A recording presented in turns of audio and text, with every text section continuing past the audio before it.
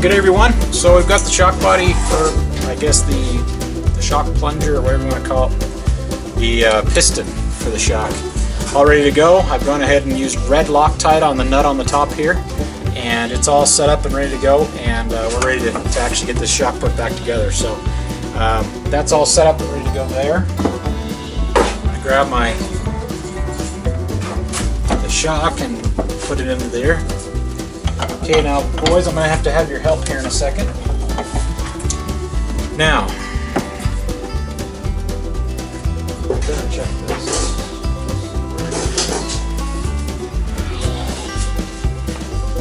So I've got the climber manual. So this is a paint mixing can for auto body paint, but it has mils on here, and my rough understanding is that cc's and mils are basically the same. So I'm just going to use that as a rough guide. So 380 cc's is what this shock takes. So we're going to do 380 mils. So I've got here some Maxima shock fluid, and this is the lightweight shock fluid, the 75-390 zero fade. It's a number 3 or 3 weight formula basically. So this is the most recommended that I could find, so that's what we're going to use. I'm going to be kind of careful with this. I don't want to get a lot of bubbles in this fluid, so I'm just going to be really careful the way I pour it, and I'll kind of guesstimate 380 mils here.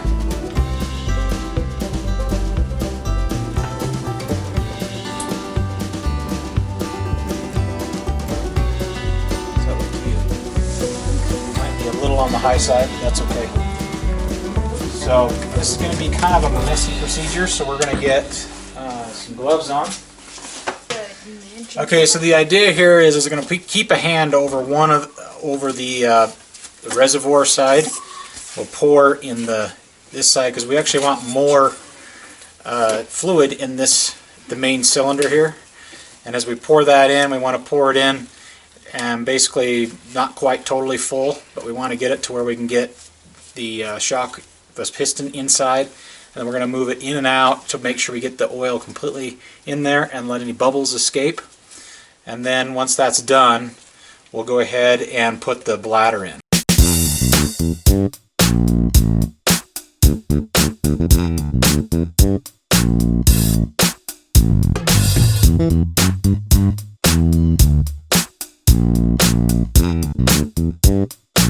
So I need to hold this just like this. I want to get this is the valve, okay? I want to get that really well soaked with oil here. Okay, so move your hand there. So I'm going to keep my hand over this, pour this over here, and just try to hold that above there. Okay. Turn it. Pick up on it. Pick up so it's up off of the shock, so it doesn't drip all over the place. Okay, that's good. Okay. Pick up higher. Try to keep it above there. Keep my hand down on this other shock side as best I can. Try to keep a seal on it, that way it doesn't fill that side.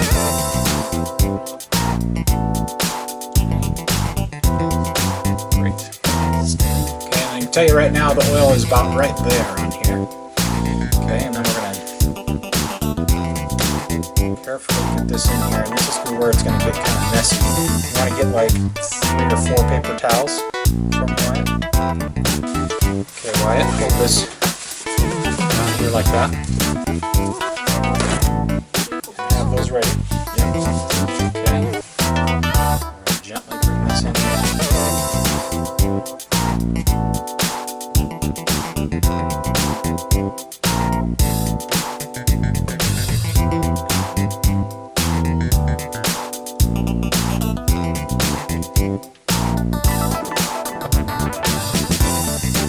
Not right.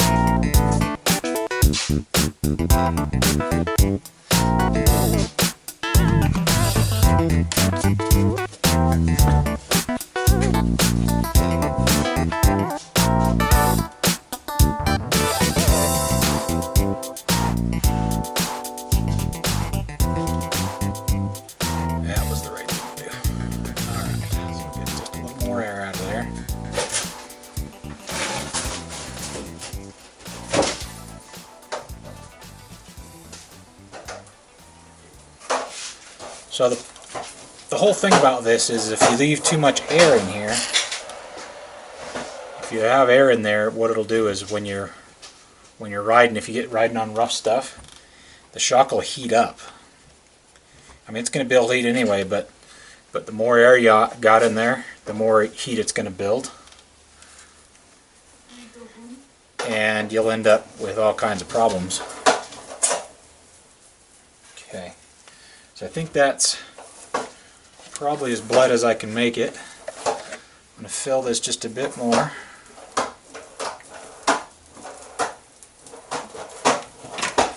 Hey Wyatt, could you get the air compressor hooked up with the tire inflator on there? The air compressor hooked up with what? The tire inflator. The tire, like the Yeah, one? the thing you'd use to blow up tires. Yeah, like the small bike one or the big long one? Long one, yeah. Well, never seen that one. Okay, so I'm going to push this one down. Woo.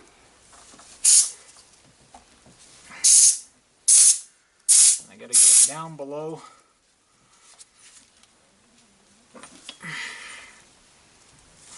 Below where I can put my O-ring in there. That's cool. Stop.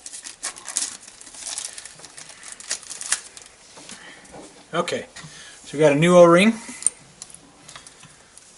We'll push this down in here. Just my little tool here, a little flat screwdriver. Okay, Jake, go ahead and put that down. How'd you get black all over your hands? Touching stuff. What were you touching? Yes. Oh, the linkage? Okay. Alright. Can you hold this? Go ahead and take your glove off. And hold this ring right here up above. Just hold it there. Yeah.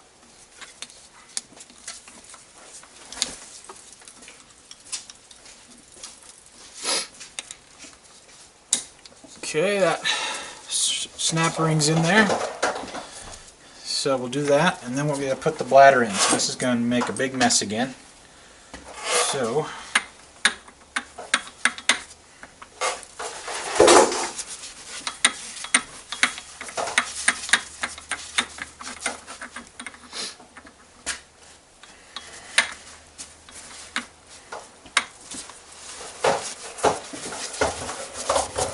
okay, Jake, grab your gloved hand and put it up here and hold this like this.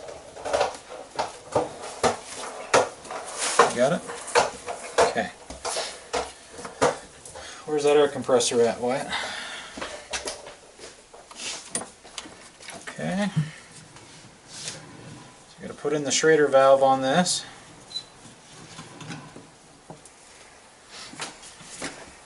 We're just going to put 10 pounds of pressure in here.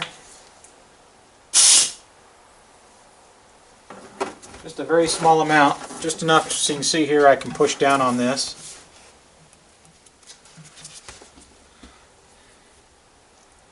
And this is going to spew your whatever all over the place.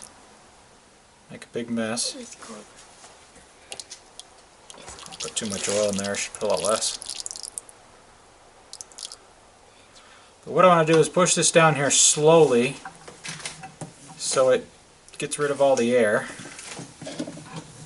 I'm going to bring it up and back down just a little bit. There we go. Okay.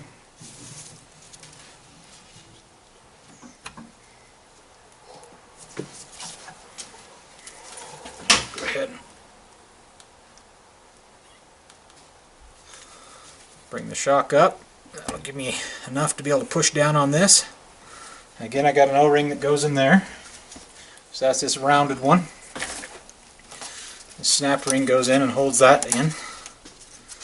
Okay, and then what I want to do is, let's go ahead and pull those off there, Jake.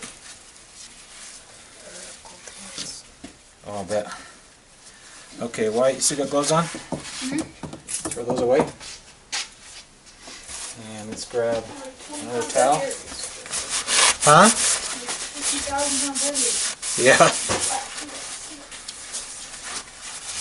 Okay, so what I'm going to do is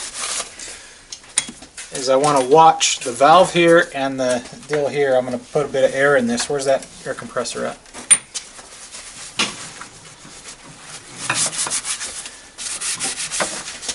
Okay. So we're going to put some air in this, just a little bit at a time. Okay, so that popped that up. And I'm going to watch this side here.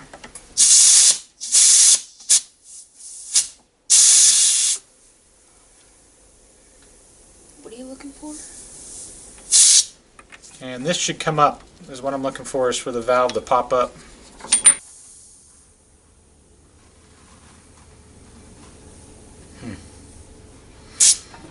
Well, I hope we did something right. I don't know, we'll see. Dad, I got 2 more paper towels.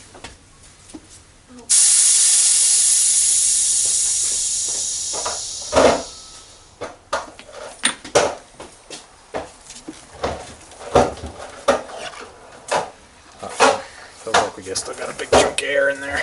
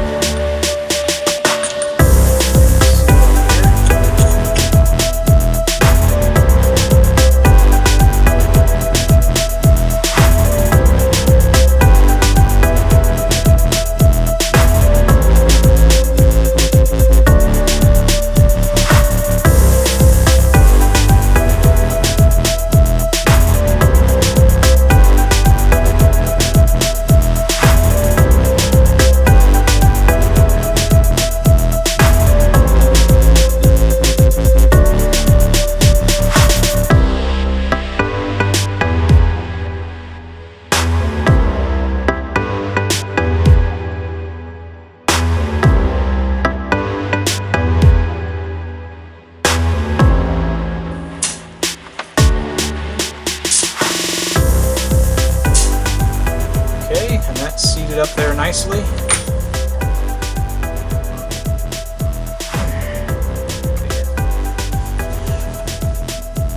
Oh, that feels so much better.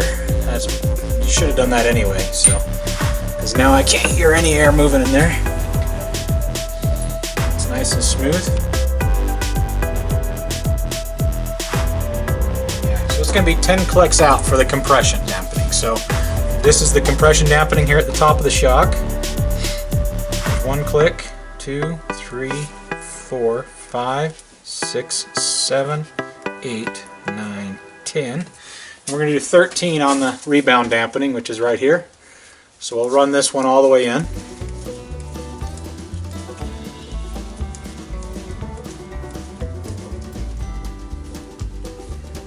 Okay, there's all the way in. We got 1 click, 2, 3, 4, 5, 6, 7, 8, 9, 10, 11, 12, 13 clicks. Okay, so that's a starting point, and then what we'll do here is we're going to set that once we've actually gotten on the bike and ridden it.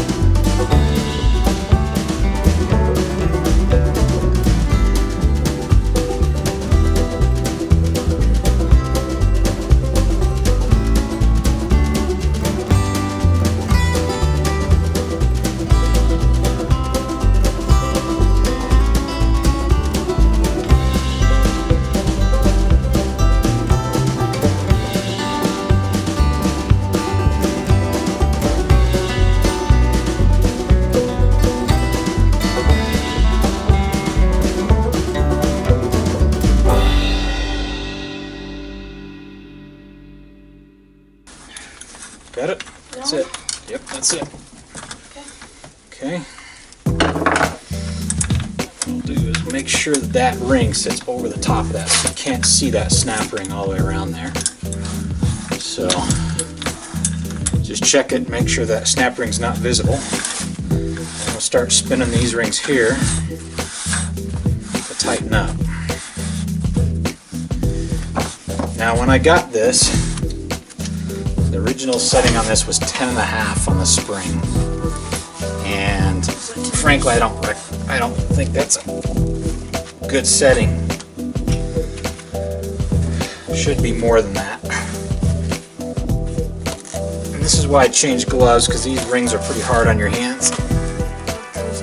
So the purpose of the bottom ring is to push up on the spring. The second ring is a lock ring, and it locks it. Yeah, exactly. So this was, the original setting was 10.5. The setting on this book tells me, I think it says the setting you should have it on. Shock preload length. 10.22 for maximum length. Minimum length would be 9.74. So, 9 3/4 to 9 7/8 is really where we're probably going to be on this, because I'm fat, and that's probably about right.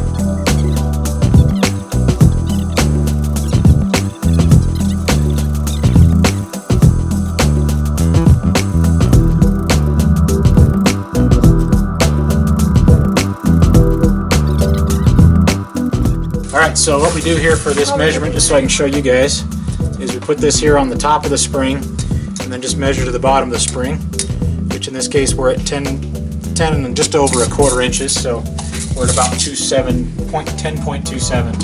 So the standard from the factory is 10.2, so we're almost to that point. Excuse me, we're going to go a little bit further than that. So keep going.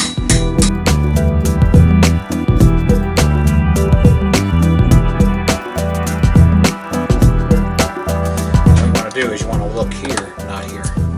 You should line things up first. You're looking here, you get things lined up, and once you're lined up, you just watch where you're going. Don't even look at the hammer, because you've already lined it up, and all you're doing is using your wrist. So, and this doesn't take a large amount of force. Just little taps like that. And so you're moving your hands together. Does that make sense? So. And then if you miss, it's not a big deal, because you're not using a lot of force. Does that make sense? Yeah, try that. Yeah. Knock it up and then put your eyes here.